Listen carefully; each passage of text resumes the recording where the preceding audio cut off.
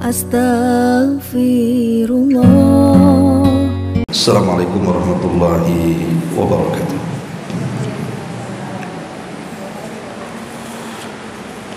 Alhamdulillah wassalatu wassalamu ala Rasulillah wa ala alihi wa sahbihi wa mawalah wa la hawla wa la quwata illa billahi wa ba'du. Alhamdulillah, segala puja dan puji hanya milik Allah subhanahu wa ta'ala. Salawat dan juga salam kita hadiahkan kepada Rasul kita Nabi besar Muhammad sallallahu alaihi wa ala alihi wasallam.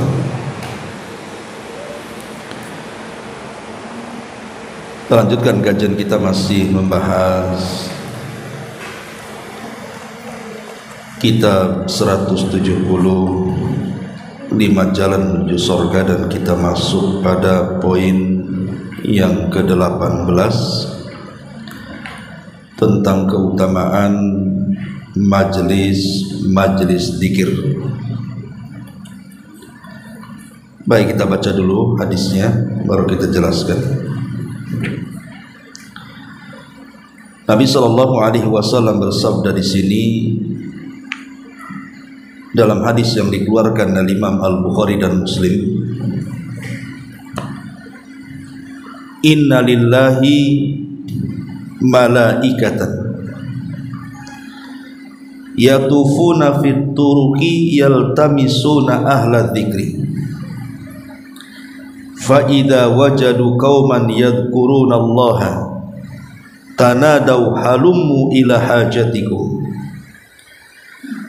fayahuffunahum bi ajnihatihim ila as-sama'id dunya fayas'aluhum rabbuhum wa huwa a'lam minhum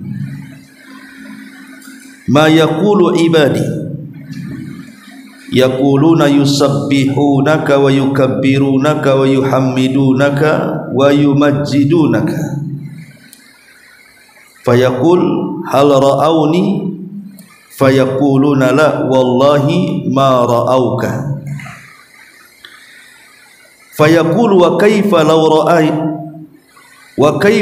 ra'awni yaquluna law ra'auka kanu ashadda laka ibadatan wa ashadda laka tamjidan wa tahmidan wa aktsara laka tasbihan yaquluna fama yas'aluni qala yas'alunakal jannata yaqulu hal ra'awha yaquluna la wallahi ya rab ma ra'awha yaqulu fa kaifa law annahum ra'awha yaquluna law annahum ra'awha kanu ashadda 'alaiha hirsan wa ashadda laha talaban wa a'zama fiha ragbatan qala fa mimma yata'awwadun yaquluna minan nar yaqulu hal ra'awha yaquluna la wallahi ya rabbi ma ra'awha yaqulu fa kaifa law ra'awha yaquluna law ra'awha kanu ashadda minha firaran wa ashadda laha makhafatan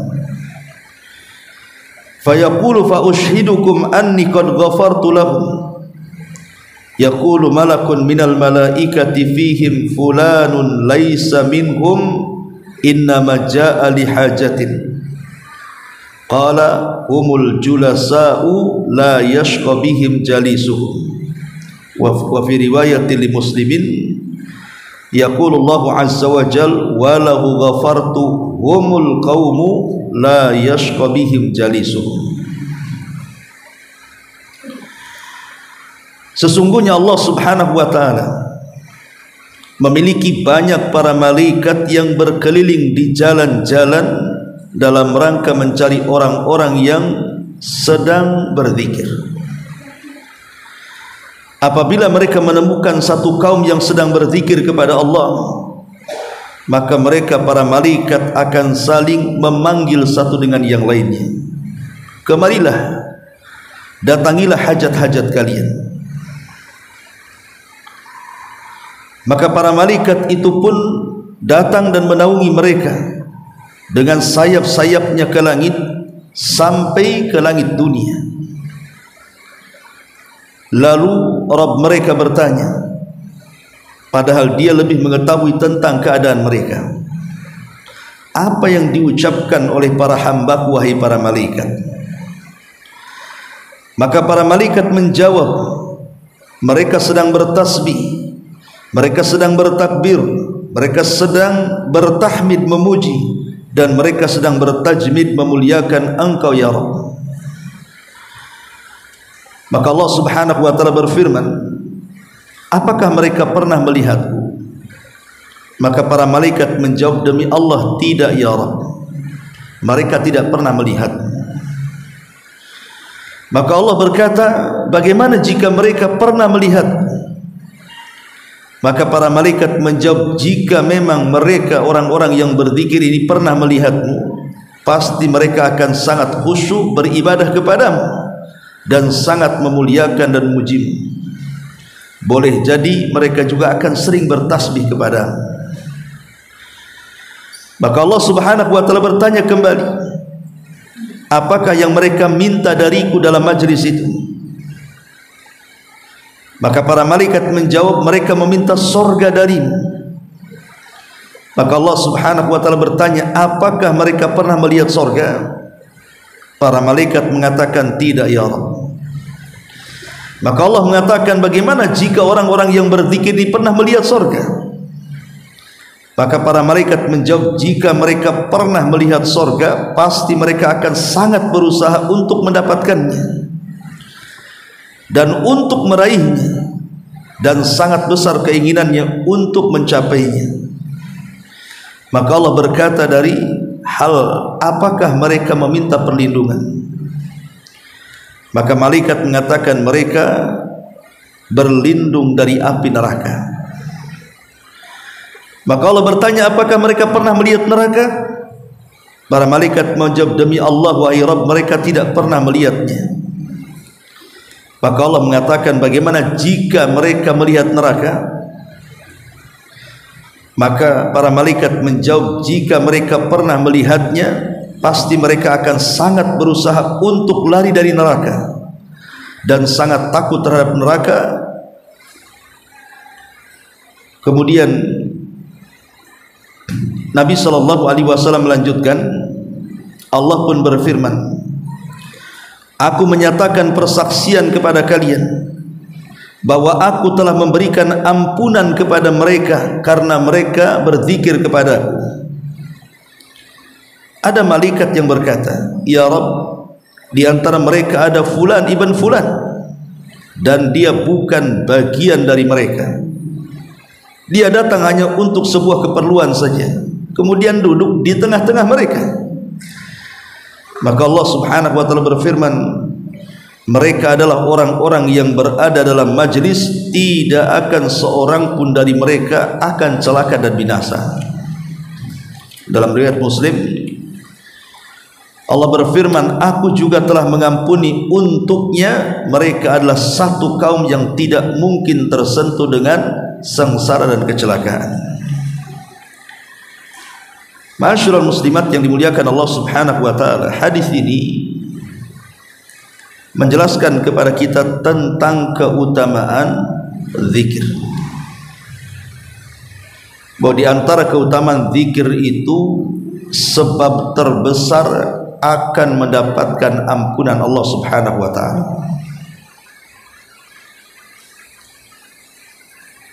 Tapi sebelum saya menjelaskan hadis ini, sedikit kita akan berbicara soal berzikir kepada Allah Subhanahu wa taala. Ma'asyiral muslimat yang dimuliakan Allah Subhanahu wa taala, Al-Hafidh Ibnu Rajab rahimahullahu taala pernah mengatakan, apabila amalan jihad, berperang di jalan Allah Subhanahu wa taala adalah seafdal-afdal amalan, dan tidak semua orang mampu untuk berjihad. Kana dzikru al-kathiru ad-daimu yusawihi wa yafdulu alaihi. Maka kedudukan zikir yang banyak, kedudukan zikir yang senantiasa diucapkan, itu bisa menandingi pahala jihad, bahkan mengunggulinya. Subhanallah. Orang yang banyak berzikir bisa mengungguli pahala jihad, kata Al-Hafidh Ibn Rajab Al-Hambali rahimahullah ta'ala. Bahkan sebagian salaf mengatakan, laula man yadhkurullaha fi ghaflatin nasi lahalakan nasu. Kalaulah tidak ada yang berzikir kepada Allah subhanahu wa ta'ala di antara manusia saat lalainya mereka, tentu manusia akan binasa. Jadi kalau sudah tidak ada lagi orang yang berzikir, maka binasalah manusia. Bahkan Abdullah ibn Umar radhiyallahu anhu mengatakan, alaikum bidzikrillah fa innahu shifaa'un wa iyyakum wadzikran nasi fa innahu dawa'un. Wajib atas kalian untuk senantiasa berzikir mengingat Allah subhanahu wa ta'ala, karena zikir itu bagian obat. Dan hati-hati, jangan banyak berbicara dan mengingat manusia, karena bicara dan mengingat manusia itu adalah sebuah penyakit. Jadi Umar ibn Khattab radhiyallahu an, bukan Ibnu Umar ya, Umar ibn Khattab radhiyallahu an mengatakan, perbanyak oleh kalian mengingat Allah subhanahu wa ta'ala, jangan memperbanyak mengingat manusia. Karena umumnya di masyarakat, kalau orang sudah bermajelis ya, terutama ibu-ibu, biasanya mereka ngobrol itu pasti membicarakan manusia, entah ghibah, entah namimah, entah dusta, entah apa namanya. Makanya Umar bin Khattab radhiyallahu anhu mengingatkan bahwa mengingat manusia dan bicara soal manusia itu penyakit hati yang ditimbulkan oleh manusia. Tapi orang yang senantiasa mengingat Allah subhanahu wa ta'ala, itulah obat hati yang sesungguhnya. Makanya Imam Yahya ibn Mu'ad rahimahullahu ta'ala pernah mengatakan, dawa'ul qalbi khamsatun. Obat kerasnya hati itu ada 5 perkara. Karena kita tahu bahwa manusia yang paling jauh dengan Allah subhanahu wa ta'ala adalah manusia yang keras hatinya. Dan manusia yang keras hatinya adalah manusia yang jauh daripada zikrullahi azza wa jalla. Jadi manusia yang paling jauh dengan Allah adalah manusia yang paling keras hatinya. Dan manusia yang paling keras hatinya adalah manusia-manusia yang tidak pernah zikir kepada Allah. La Imam Yahya ibn Mu'ad rahimahullah ta'ala mengatakan bahwa obat keras hati itu ada 5. Seperti apa orang yang keras hati itu? Ya mungkin dia susah menerima nasihat, susah menerima hidayah, malas untuk ibadah. Itulah tanda-tanda kerasnya hati. Beliau mengatakan dawaul qalbi khamsatu asya'in. Obat kerasnya hati itu 5 perkara. Pertama, qiraatul Qur'ani bitafakkuri. Membaca Al-Qur'an dengan cara merenungi. Wa khala'ul batni, dan mengosongkan perut dari makanan. Kemudian yang ketiga, wa qiyamul laili, dan menegakkan malam-malamnya dengan ibadah. Kemudian yang keempat, wat tadarru inda sahari, dan berzikir di waktu sahur. Wa mujalasatu salihin, dan berusaha berkumpul berkawan dengan orang-orang saleh. Jadi kalau hati kita ini mulai mengeras, susah mendapatkan petunjuk, susah mendapatkan hidayah, malas untuk beribadah kepada Allah azza wa jalla, dan cenderung melakukan kemaksiatan kepada Allah, maka lakukan 5 perkara ini supaya hati kita menjadi lembut. baca Quran, tapi bukan hanya sekedar membaca, tafakur juga maknanya. Kemudian jangan banyak makan, kemudian berusaha untuk menegakkan qiyamul lail di malam hari, dan berusaha memperbanyak zikir di waktu sahur, dan temani orang-orang saleh. Maka inilah obat dari 5 perkara yang bisa melembutkan hati yang keras. Salah satunya adalah at-tadarru indas sahari, berusaha untuk berzikir di waktu sahur. Jadi zikir itu bisa melembutkan hati, bahkan bukan hanya melembutkan hati, tapi sampai ke taraf menenangkan hati. Karena Allah Subhanahu wa taala mengatakan, ala bidzikrillahi tatmainnul qulub, ingatlah dengan zikir kepada Allah itu hati kita akan tenang. Kenapa demikian? Karena orang yang berzikir diberikan ketenangan, karena saat berzikir secara otomatis was-was setan itu akan hilang pada diri kita, dan di waktu yang sama malaikat akan turun dan menurunkan rahmatnya. Makanya Allah Subhanahu wa taala berfirman dalam surah Mujadilah ayat 19, istahwadza alaihimus syaitan fa ansahum dzikrallahi ulaika hizbus syaitan ala inna hizbas syaitan humul khasirun. Setan telah menguasai mereka, lalu menjadikan mereka lupa mengingat Allah Subhanahu wa ta'ala.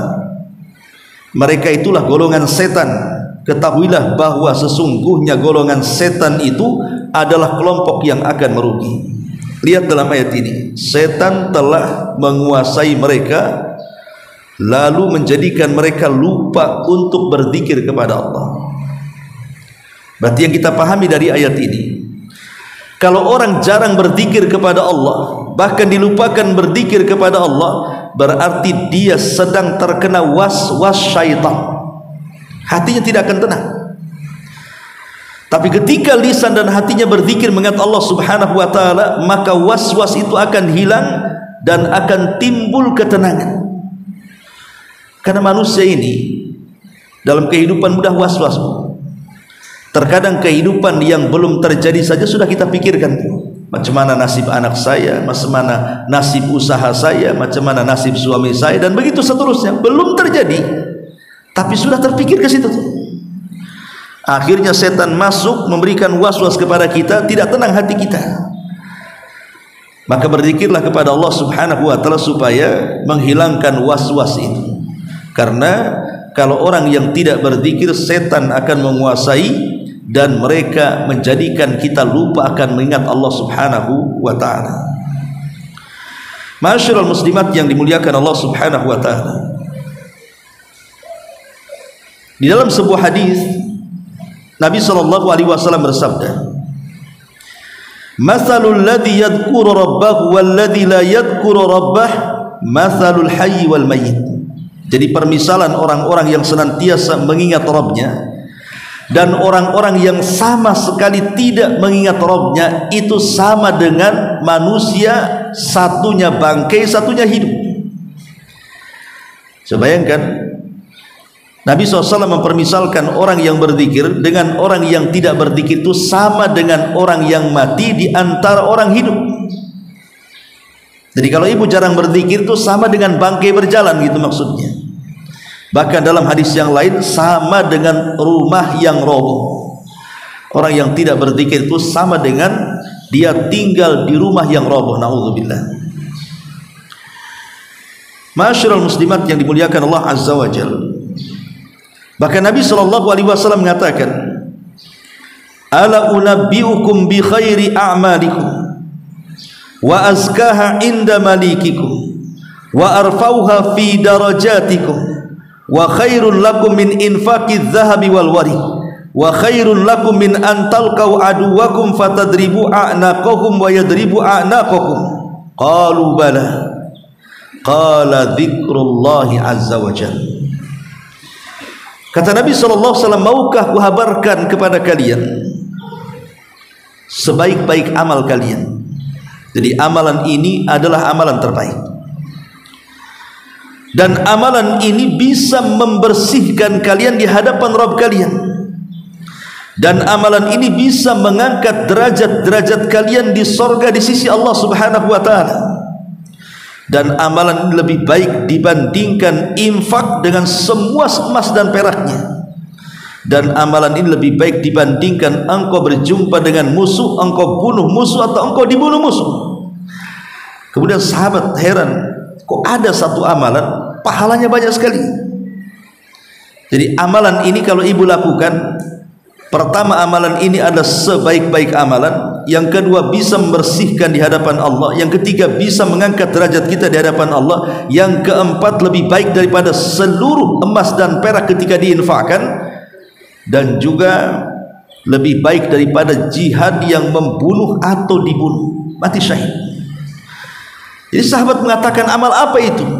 Maka Rasul mengatakan, zikrullahi azza wa jal, berzikir kepada Allah Subhanahu wa ta'ala.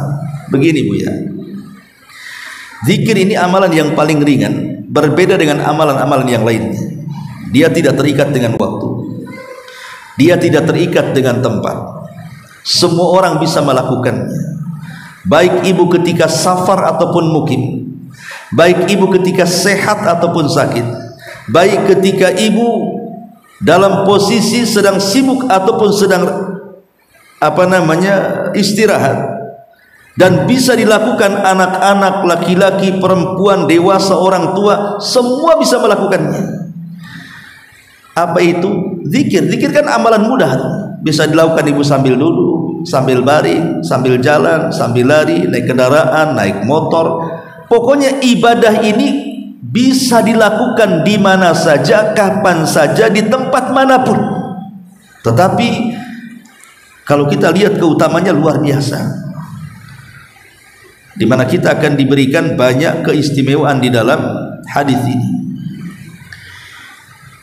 Kemudian dalam hadis yang lainnya Rasul mengatakan, "Idza marartum biriyadil jannati fartam." Apabila kalian melintasi satu taman dari taman-taman surga, singgah di sini.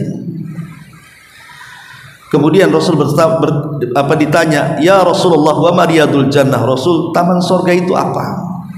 Maka Rasul mengatakan, hilakul dzikri, orang yang berhalaqah dalam rangka berzikir kepada. Ya seperti ibu-ibu inilah, ya datang dari rumah ke sini kemudian ngaji, ibu itu hakikatnya sedang berzikir.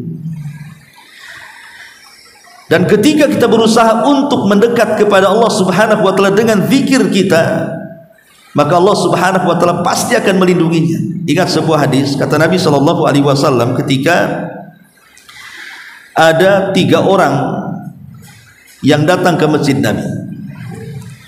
Pertama masuk, yang pertama langsung menghampiri dan duduk di dekat Nabi.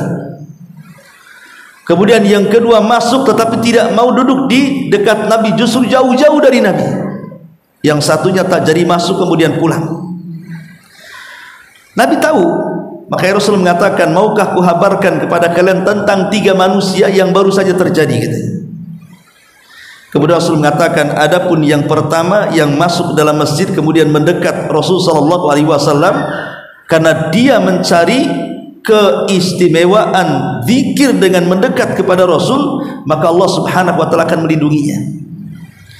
Adapun orang yang malu sehingga tidak mau dekat dengan Rasul, justru ngambil yang belakang, maka Allah pun malu kepadanya. Adapun yang berpaling tidak masuk ke masjid, maka Allah pun berpaling dari dia. Lihat bagaimana jaminan dari Allah Subhanahu wa ta'ala berupa perlindungan dan pemeliharaan terhadap kita dari Allah bagi orang-orang yang berzikir kepada Allah Subhanahu wa ta'ala. Ma'asyiral muslimat yang dimuliakan Allah Subhanahu wa ta'ala, kapan seseorang itu disebut ahli zikir? Yang Allah Subhanahu wa ta'ala katakan, fas'alu ahla dzikri, tanyalah pakar-pakar zikir itu. Kapan seseorang dikatakan ahli zikir? Apakah orang dikatakan ahli zikir itu lisannya terus mengucapkan subhanallah, alhamdulillah, wala ilaha illallah, Allahu akbar, la haula wala quwata illa billahil aliyil azim? Apakah terus mengucapkan tidak berhenti?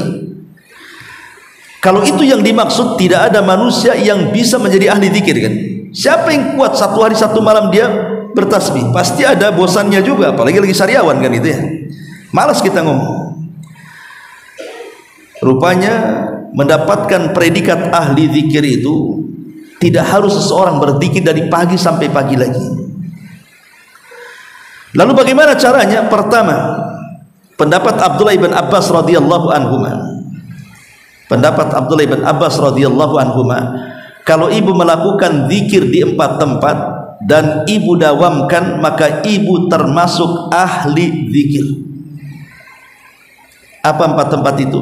Pertama, zikir dilakukan setelah sholat wajib. Itu kan ada wirid, ada zikirnya ya. Kemudian yang kedua, berzikir di waktu pagi dan petang. Makanya ada azkar, ada zikir-zikir yang dianjurkan dibaca di waktu pagi dan di waktu petang hari. Dan yang ketiga, berzikir sebelum kita tidur dan setelah bangun dari tidur. Dan yang terakhir, berzikir saat pergi dari rumah dan kembali ke rumah. Kata Abdullah ibn Abbas radhiyallahu anhu, kalau kita melakukan 4 tempat dan kita gunakan untuk berzikir, maka kita disebut ahlu zikri, disebut pakarnya zikir. Walaupun demikian, pendapat yang lain seperti Imam Ibnu Shalah rahimahullah taala, dia mengatakan bahwa dikatakan ahli zikir itu cukup berzikir di 3 tempat saja. Kalau Abdullah ibn Abbas mengatakan 4 tempat, kalau Ibnu Shalah mengatakan 3 tempat saja. Pertama setelah sholat wajib, yang kedua zikir pagi dan petang, dan yang ketiga zikir selepas tidur. Jadi kalau kita melakukan 3 zikir di 3 tempat ini, maka ibu dinyatakan ahli zikir. Dan saya kira kita bisa melakukannya kalau hanya 4 perkara ini saja.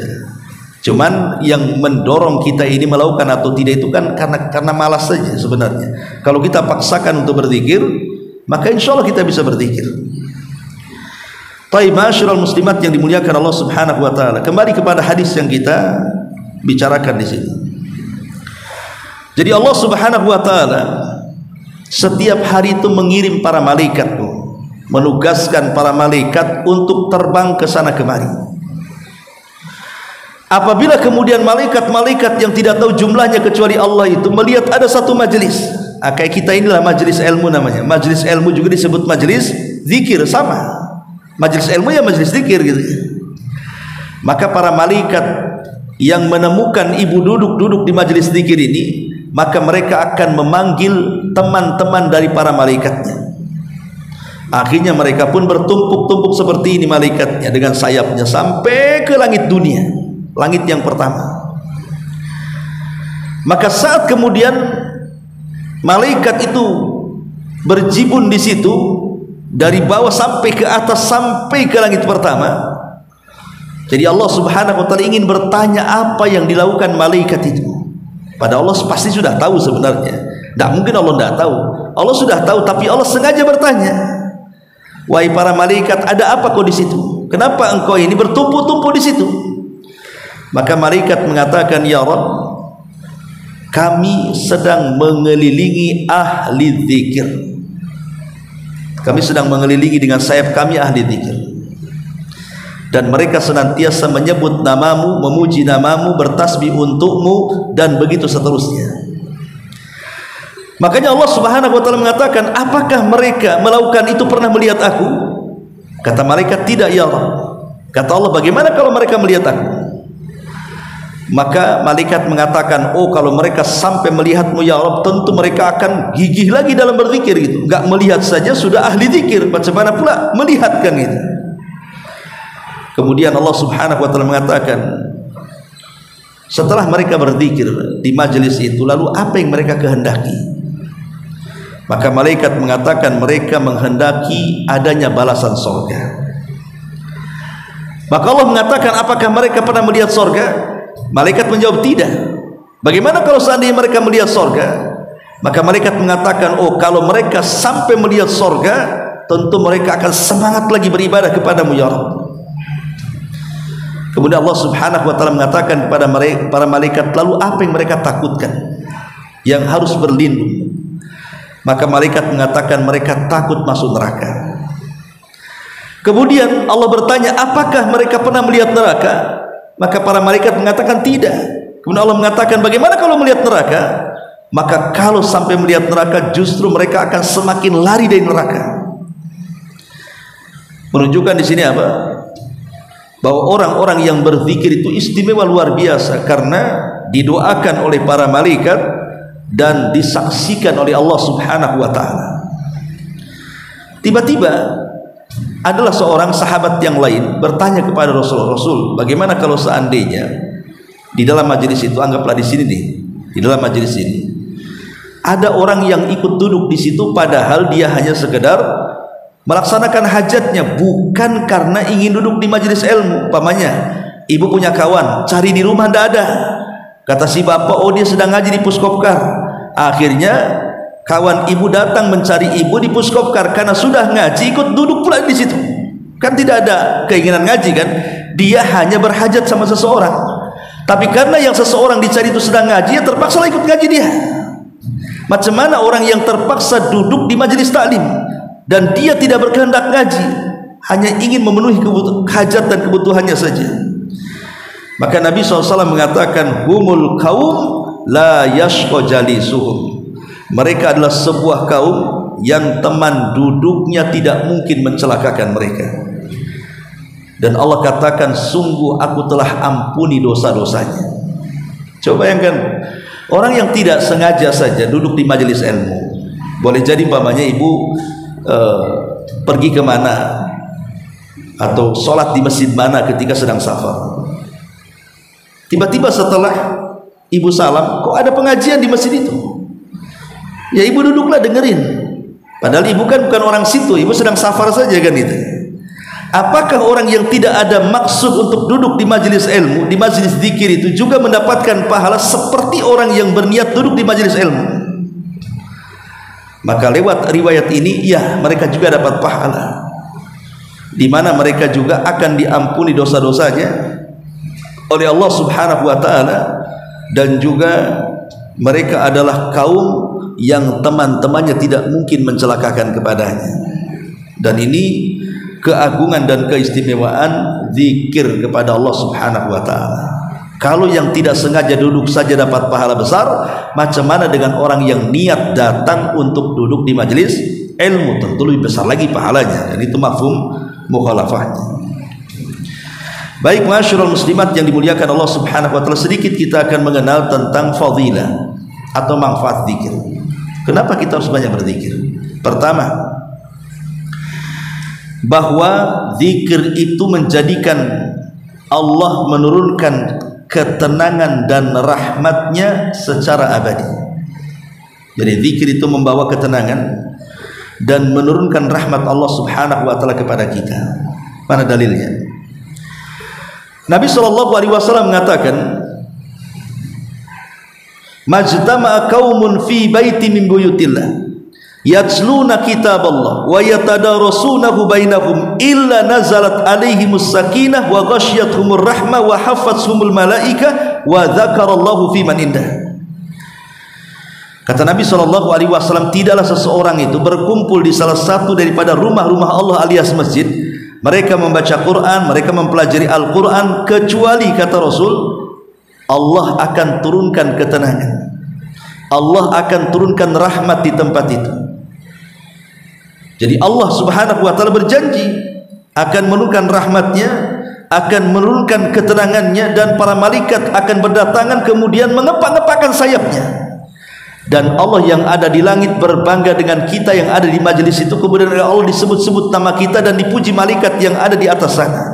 Kan ini luar biasa ya, keutamaan orang yang berzikir itu bisa membawa ketenangan dan rahmat. Yang kedua, orang yang berzikir itu hakikatnya yubahillahu bi ahliha malaikatus sama.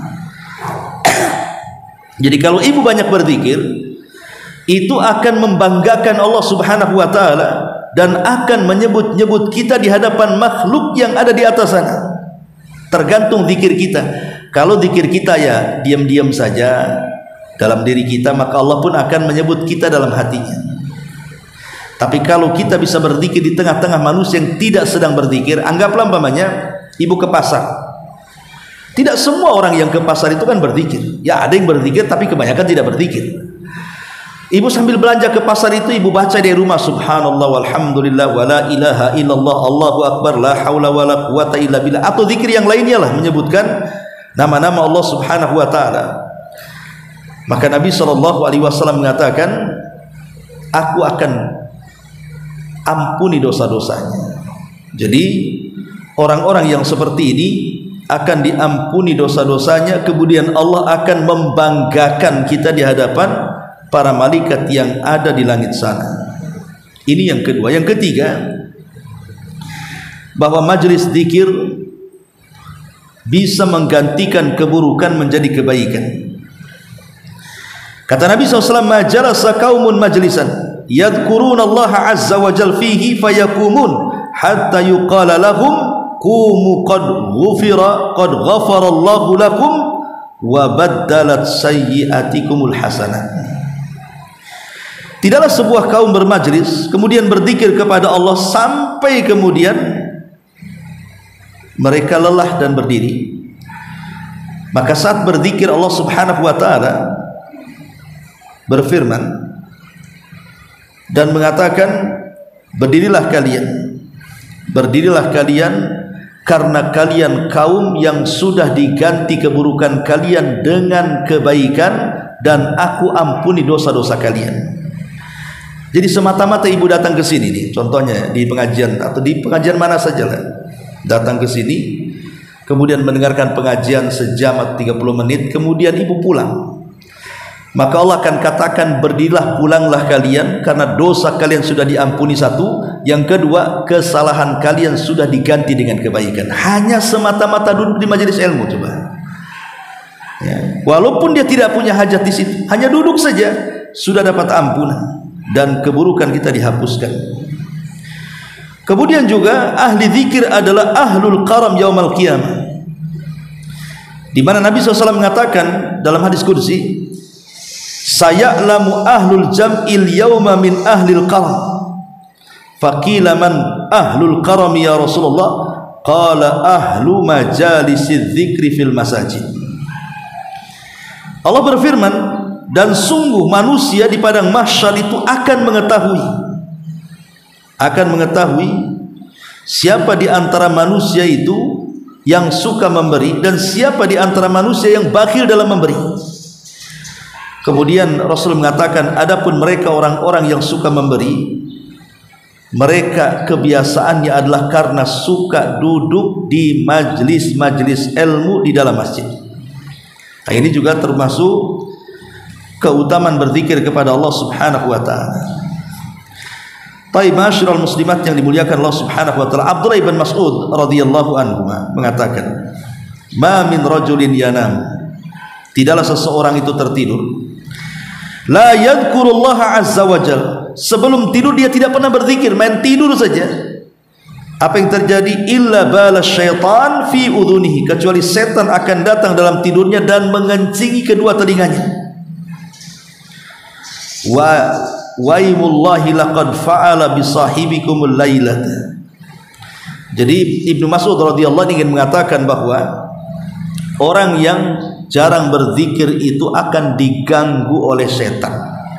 Makanya ada hadis yang mengatakan, apabila kita hendak tidur malam, setan datang mengikat 3 ikatan di tengkuk kita kan. Setiap kita terbangun kemudian berzikir, hilang 1 ikatan.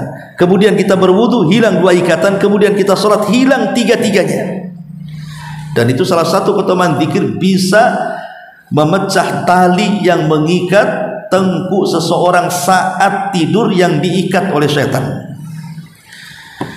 Masyarul muslimat yang dimuliakan Allah Subhanahu wa taala. Kemudian juga disebutkan oleh Imam Mujahid atau yang lainnya, min alamatin nifaq thiqaludz dzikri ala lisan, termasuk tanda-tanda orang itu munafik ketika lisannya berat berzikir kepada Allah. Jadi di antara tanda-tanda munafik adalah ketika lisannya disebutkan oleh para ulama mereka tidak mau berzikir kepada Allah Subhanahu wa taala. Karena tadi saya sudah katakan permisalan orang yang berzikir dengan yang tidak berzikir itu seperti bangkai dan orang hidup. Ma'asyiral muslimat yang dimuliakan Allah Subhanahu wa taala, bahkan Imam Malik pernah mengatakan, man ahabba an yanjua min ghamaratil mauti, siapa yang ingin selamat dari keperitan saat kematian. Kemudian kata beliau, falyakun amaluhu fi sirri aktsar minhu fil alaniyah, maka lakukan dalam kesendirian kalian untuk melaksanakan amal saleh di saat ramai-ramainya manusia. Jadi dia bisa menyembunyikan amal solehnya dengan cara berzikir kan? Ya, siapa coba ibu kalau jalan dari sini berzikir? Gak ada yang tahu pak ibu berzikir itu. Karena zikir itu kan cukup digerakkan lisan saja. Kadang orang yang berjalan satu motor saja boncengan, yang di depan berzikir, yang di belakang tidak berzikir kan tidak tahu tuh. Makanya Rasul mengatakan sabaqal mufarriduna bil jannah, orang-orang yang ahli zikir itu mendahului kita masuk surga dibandingkan yang lainnya. Disebut mufarrid namanya. Kemudian Sufyan Ats-Tsauri rahimahullah ta'ala mengatakan, man aktsara min dzikril qabri wajada raudatan min riyadil jannah wa man ghafala an dzikrihi wajadahu hafratu min hufarinnar. Barang siapa yang memperbanyak ingat tentang kubur. Ingat tentang kubur tentu zikir dalam hati ya. Zikir kan bisa dalam hati, tafakur lewat lisan itu. Jadi ini zikir dalam hati. Jadi siapa yang banyak mengingat kuburan, maka dia akan selamat dan akan masuk ke taman dari taman-taman surga. Tapi siapa yang lalai dalam mengingat kuburan, maka dia siap-siap akan mengarah ke lubang dari lubang-lubang yang mengarah neraka. Naudzubillah. Nah ini diantara perkataan ulama salaf tentang alamatul zikri. Tapi yang jelas bahwa orang dikatakan ahli zikir, kembali ke awal, tidak mesti ibu itu harus dari pagi, siang, sore, malam, subuh berzikir saja. Tidak harus seperti itu. Dan kalau ibu bisa melakukannya tentu lebih baik. Tetapi kalau ibu ingin istiqomah gitu ya, menjadi ahli zikir, maka ambillah pendapat Imam Ibnu Shalah. Itu yang paling mudah kan. Zikirlah di 3 tempat. Pertama setelah sholat, yang kedua pagi dan petang, dan yang ketiga sebelum tidur dan sesudahnya. Kalau ibu bisa melakukan 3 perkara ini, maka ibu dikatakan wanita ahli zikir. Wanita ahli zikir ya. Cukup dengan melakukan di 3 tempat ini. Ya kalau mau nambah di 3 selain 3 tempat, ataupun menurut Ibnu Abbas ada tambahan 4 tempat, yaitu ketika pergi dari rumah dan masuk ke rumah gitu ya, maka itu lebih baik lagi kita amalkan. Itulah yang disebut dengan ahlu zikri ya, pakarnya zikir atau orang-orang yang dikatakan ahli zikir. Ma'asyiral muslimat yang dimuliakan Allah Subhanahu wa taala, dan banyak lagi keutamaan, tapi yang jelas bahwa zikir ini bisa membawa ketenangan, menjauhkan dari waswas syaitan, dan dengan zikir ini maka kita lebih didekatkan lagi dengan berbagai macam pahala yang kita akan sampai. Karena kalimat ringan dalam lisan tetapi dicintai Ar-Rahman itu adalah berzikir. Bahkan tidak ada yang bisa memberatkan timbangan melebihi zikir. Jadi sampai-sampai tidak ada yang bisa menyelamatkan azab Allah kecuali zikir juga. Apa yang dikatakan dalam sebuah hadis, man amila ibnu adam amalan anjalahu min azabillahi min dzikrillahi azza wajalla. Tidak ada satupun amalan Bani Adam yang mampu menyelamatkan dari azab Allah melebihi berzikir kepada Allah Subhanahu wa taala. Ya, sampai seperti itu keutamaan berzikir kepada Allah Subhanahu wa taala. Intinya bahwa halaman ke-18 ini ingin menjelaskan kepada kita tentang peran para malaikat yang mencari orang-orang yang sedang berzikir. Apakah berzikirnya sifatnya rame-rame seperti di majelis ilmu, atau berzikirnya mungkin ibu ya sendiri di rumah kemudian berzikir, maka tetap mereka pun akan mendapatkan keutamaan, didatangi para malaikat dan didoakan oleh Allah Subhanahu wa taala ampunan. Serta kalau memang dia tidak ada maksud untuk itu, hanya datang ke majelis ilmu atau majelis zikir, maka dia telah mendapatkan teman yang tidak mungkin mencelakakan dalam kehidupannya. Inilah secara singkat halaman ataupun poin ke-18 tentang keutamaan zikir. Wallahu alam, sekira untuk tema cukup. Silakan sebelum saya tutup kita buat tanya jawab. Maaf ibu ya, saya tadi minum obat batu, rupanya kok keleyang-keleyang gini ya, ada apanya, obat tidurnya kayaknya nih ya.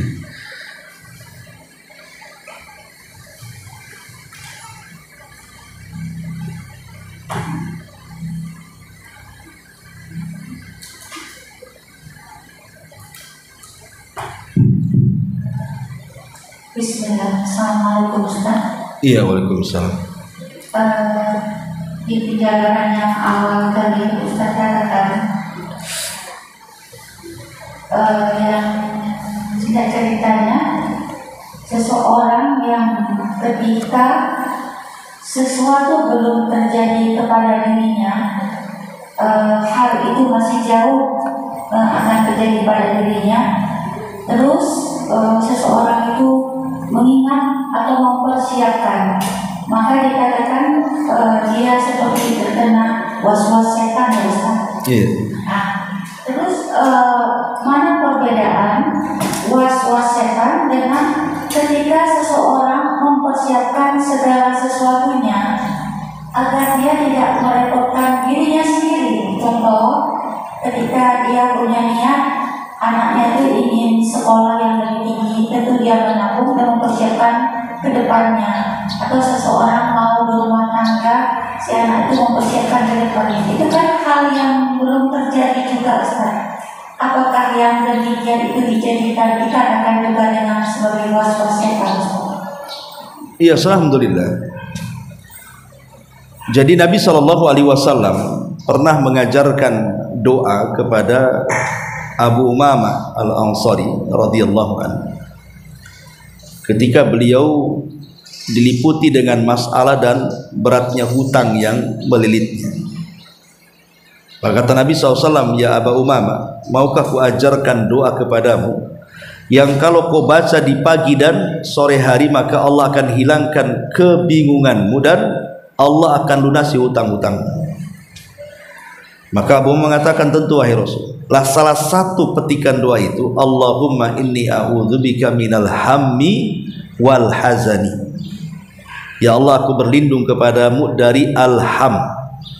Ham itu bingung, ya. Wal hazan, dan kesedihan. Apa yang dimaksud kebingungan dan kesedihan di sini? Para ulama pensyarah hadis mengatakan bahwa yang dimaksud alham, kebingungan, adalah bingung memikirkan perkara yang belum terjadi.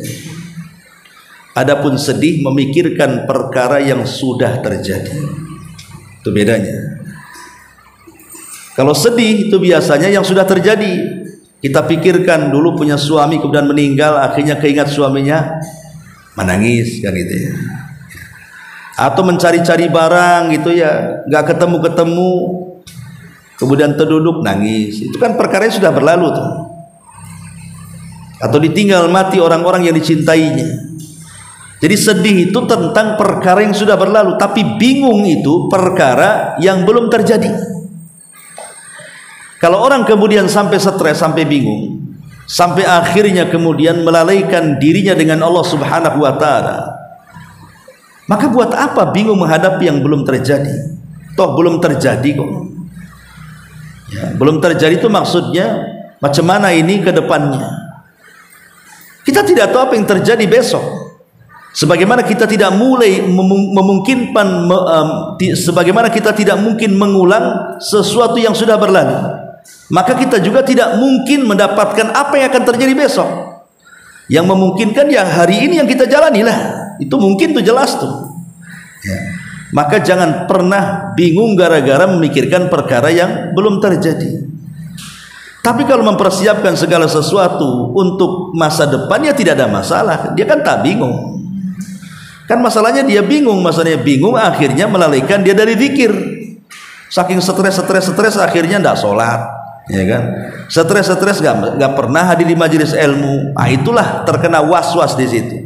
Lah kalau dia mempersiapkan diri tapi dia tidak melalaikan sholat, tidak melalaikan zikir, ya nggak ada masalah kalau yang seperti itu. Jadi maksudnya kebingungan yang menjadikan dia jauh daripada Allah, itulah yang dimaksud dengan was-was di sini. Wallahu a'lam. Iya. Iya. Saya pernah di media sosial ada pernyataan seperti ini. Janganlah kita meminta sabar ketika berdoa, maka Allah akan menguji kita terus. Tetapi mintalah seperti ya Allah membawakan bersama yang aku berlindung seperti itu. Bagaimana Ustaz? Enggak, kurang jelas gimana? Janganlah meminta sabar kepada Allah ketika berdoa. Jangan meminta sabar. Ya, ketika berdoa kepada Allah, maka Allah akan menguji kita terus. Tetapi mintalah seperti mendapat bersamaku, aku berlindung dari keburukan. Bagaimana dengan perkataan seperti ini? Iya. Setiap doa itu kan kita minta sesuatu yang baik, bukan meminta sesuatu yang tidak baik.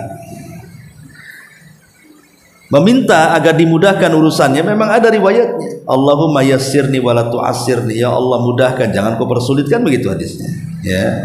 Kita minta kepada Allah supaya yassir umurana, perkara kami mudah-mudahan dimudahkan. Ya. Minta seperti itu supaya betul-betul Allah mudahkan. Tapi kalau seandainya seseorang itu minta sesuatu kesulitan, ya bisa saja Allah Subhanahu wa taala berikan kesulitan. Makanya ketika ada seseorang yang bernama namanya, istilahnya nama itu bicara soal api. Intinya nama itu mungkin artinya bara api tahapa kan itu ya. Maka Rasul mengatakan sebaiknya ganti namamu, karena namamu ini bisa jadi doa. Ya. Dia mengatakan tidak, katanya. Dia sambil bercanda tidak mau. Kemudian Rasul mengatakan jangan, nanti dengan namamu bisa saja rumahmu kebakaran nanti. Akhirnya betul-betul kebakaran. Jadi terkadang nama juga bisa jadi doa itu. Makanya cari nama yang baik supaya tafaul dengan nama itu. Ya setiap doa tentu cari yang baik, jangan berdoa yang tidak baik. Tapi meminta kesabaran juga bagian daripada doa.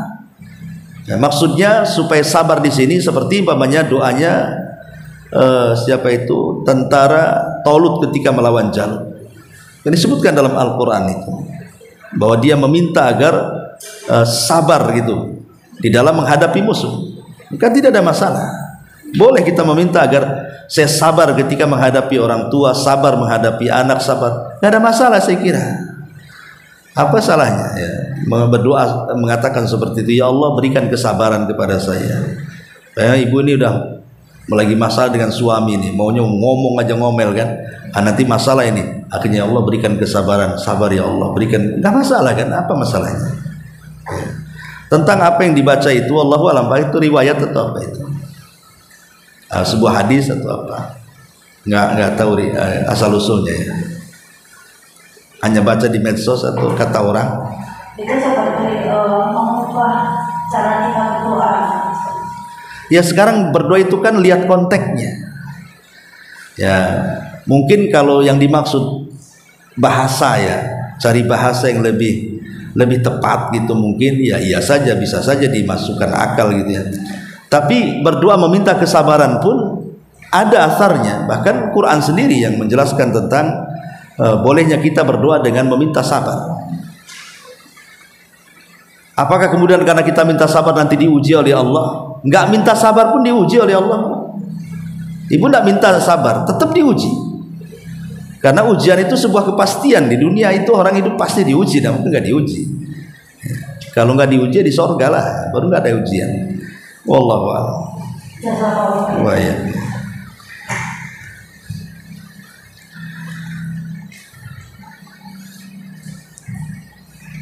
Ustaz, tadi sedikit Ustaz menyinggung tentang mengingat kematian. Ya. Boleh dijelaskan sedikit Ustaz, yang dikatakan mengingat kematian itu seperti apa Ustaz? Apakah setelah kita mengetahui apa yang akan terjadi di alam kubur dan di alam barzakh, pada kapan perjalanan kita nanti, apakah dengan membayangkan saat kita itu seperti apa Ustaz mengingat itu yang dikatakan tadi mendapatkan keutamaan Ustaz? Mengingat kematian. Ya. Ya. Iya, mengingat kematian itu kan bagian daripada rukun beriman dengan hari akhir. Ketika kita ini beriman dengan Allah dan hari akhir, maka rukun dari iman beriman kepada hari akhir itu ada 5. Salah satunya adalah mengingat kematian. Kemudian yang kedua mengingat peristiwa alam barzakh. Kemudian yang ketiga mengingat dibangkitkannya kita pada hari kiamat. Kemudian mengingat adanya hisab dan juga adanya balasan apakah ke surga dan ke neraka. Jadi itu rangkaiannya semuanya itu. Ya kita bisa bayangkan. Ya, kita boleh membayangkan, kan sudah dijelaskan hadis-hadis bagaimana tentang siksa kubur. Ya, bagaimana orang yang makan riba kemudian disebutkan azabnya oleh Allah Subhanahu wa taala, kemudian pezina bagaimana, kemudian juga orang yang sholat, meninggalkan sholat karena sengaja tidur, dan disebutkan tuh kan tentang hadis-hadisnya, kengeriannya. Ya kita bisa bayangkan, ya, dengan cara membayangkan, walaupun bayangan kita tidak sebagaimana hakikatnya, karena bagaimanapun sehebat apapun orang membayangkan kengerian neraka, tetap neraka lebih ngeri dari bayangannya. Sebagaimana siapapun orang membayangkan keindahan sorga, maka sorga itu menyelisihi bayangannya, karena sorga jauh lebih indah daripada bayangannya. Kan orang yang masuk sorga terakhir saja, ketika Allah mengatakan, apa berangan-anganlah, kira-kira kalau engkau ingin sesuatu, coba hayalkan, suruh menghayal, dan disuruh hayalannya itu sampai kepada akhir hayalan, puncak hayalan. Maka setelah kemudian orang ini menghayal sampai puncaknya, maka Allah mengatakan, aku berikan engkau 10 kali lipat dari hayalan. Padahal sudah menghayal kemana-mana tuh, ingin mendapatkan ini. Tapi Allah mengatakan, ku beri kau 10 kali lipat dari hayalan. Itu yang terakhir orang masuk surga tuh. Cuman orang yang masuk surga duluan, yang terakhir saja suruh menghayal, dan Allah berikan 10 kali lipat hayalannya, sehingga ketika dia masuk surga merasa dia orang yang pertama kali masuk pada orang terakhir tuh. Nah, kalau seandainya orang yang terakhir masuk surga saja merasa dia orang yang pertama menginjakkan surga, macam mana pula orang yang awal-awal, kan gitu. Jadi kalau kita mau menghayalkan secara hakikat ya tidak bisa. Tapi kalau maksudnya kita mengingat kematian itu ya menghayal kengeriannya, sebagaimana sabda Nabi SAW, diingatkan ke situ, ya tidak ada masalah. Itu mengingat kematian juga, seperti memangnya kita datang ke kuburan atau ada orang meninggal, ibu takziah, ya ibu menghayal gimana kalau yang di situ saya umpamanya, kan bisa seperti itu. Atau kita ke kuburan, gimana kalau yang dikuburkan itu saya, ya, itu juga termasuk mengingat kematian. Wallahu a'lam. Jadi dengan mengingat kematian itu akan timbul rasa takut kepada Allah, ya, akan azab Allah yang sangat ya. Iya jelas. Karena mengingat kematian ini bagian daripada rukun ibadah hati. Ya, ibadah hati, ada ibadah badan, ada ibadah hati. Lah ibadah hati itu menentukan ibadah badan.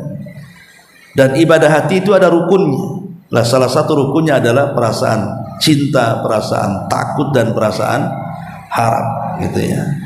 Lah salah satunya perasaan takut itu dengan cara mengingat kematian sehingga menimbulkan perasaan takut. Wallahu a'lam. Ya, baik, sampai di sini. Mudah-mudahan manfaatnya.